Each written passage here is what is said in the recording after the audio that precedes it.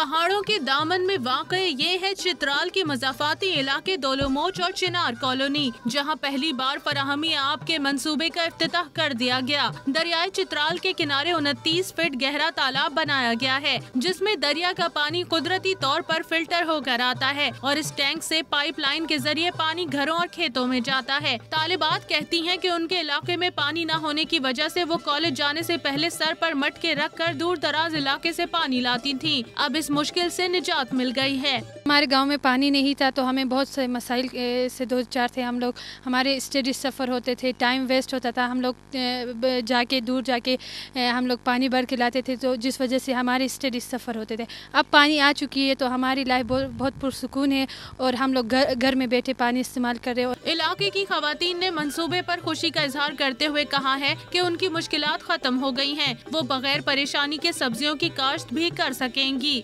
मैं बहुत खुश हूँ। इस इलाके में पानी अभी आए, हम अभी अपने घर में सब्जी उगाएंगे खेतों में, और हम इसमें जिस जगह में हम खड़े हैं ये पार्क है, इसमें भी हम सब घास वास वगैरह उगाएंगे। चित्राल भर में पानी की फराहमी के कई मंसूबे मुकम्मल हो चुके हैं, जिससे 87,000 लोग इस्तेफादा कर रहे हैं। ये मंसूबा इसी सिलसिले की कड़ी है।